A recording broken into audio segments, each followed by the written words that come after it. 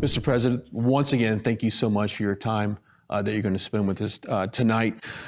First question, I want to get into the war in Ukraine. Now, under your administration, there was world peace. We didn't have all this chaos in the world.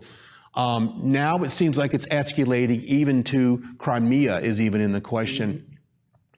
You've said before on social media and at speeches that you have a solution, and you said, hey, this can be negotiated. How do we do that? Well, first of all, it should have never started. It would have never started had I been president. There was no chance of this war starting. And frankly, I don't think Putin wanted to do it. I think he was sort of forced in by the statements being made by Biden. And it's something so sad to see, because no matter what happens now, it can never be like it could have been, with nobody dead and with no cities demolished. Because you look at some of these cities, they're absolutely in ashes. This one city, they were flying over it. There was not one building standing. So it should have never, ever happened, but it did happen. With that being said, it can be negotiated, I think, within 24 hours. It really has to be done from the office of the president, and you have to get them both in a room. And there are things you can say to each one of them, which I won't reveal now, which will guarantee that this war will end immediately. And they have to do it, because what's happening is a horror. It's a horror. And far more people are being killed than what they're talking about. You know, they're talking about numbers that are nothing by comparison to what the real numbers are. When they knock down those big apartment houses, and when they knock out cities and they say 2 people died or 3 people were hurt, that's not right. So I think the numbers are far greater. That'll be revealed at a later date. But we have to do something about it. That war has to stop, and it has to stop now. And it's easy to do. We talk to a lot of Americans, obviously, and they are concerned about we just keep sending money. It's a blank check, that there's no audit, there's no checks and balances. Obviously, you would be for auditing Ukraine. Sure. Yeah.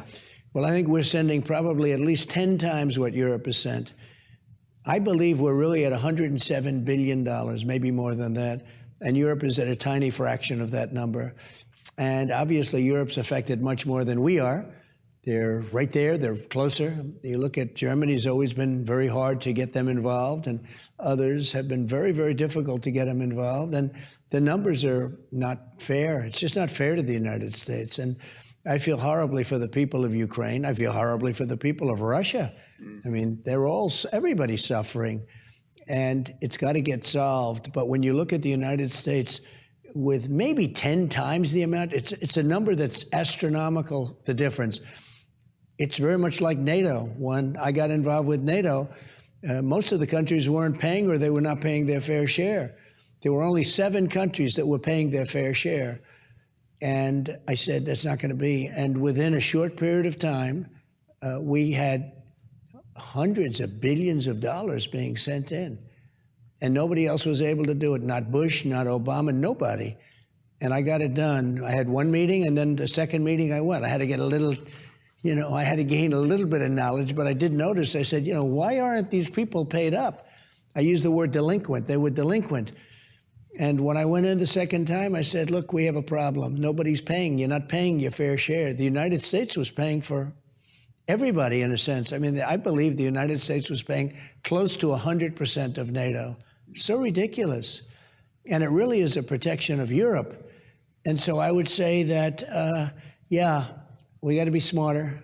And the money they have is money that I got. The reason they have money right now, I believe we got $440 billion paid into NATO in a fairly short period of time. They asked the question, well, does that mean that if we're not paid, the United States will not defend us against Russia if something should happen? I said, you mean you're not paid up? Yes, sir. I said, that's what it means. We will not defend you. And money poured in like nobody's ever seen. And the Secretary General, the gentleman that runs it, Stoltenberg, who's a good man, he said, I think he's my biggest fan. Now, he may not be anymore because, politically it may not be correct for him to say, oh, Trump was great. What he said was, there's never been anything like it. I've never seen anything like it, because he's been there a long time and other people before him. And you take a look and you ask him, and you should ask him, because if his answer is the same, he said, I never saw anything like it. It was amazing. So they have the money to do what they're doing now because of what I did with the countries that were not paid.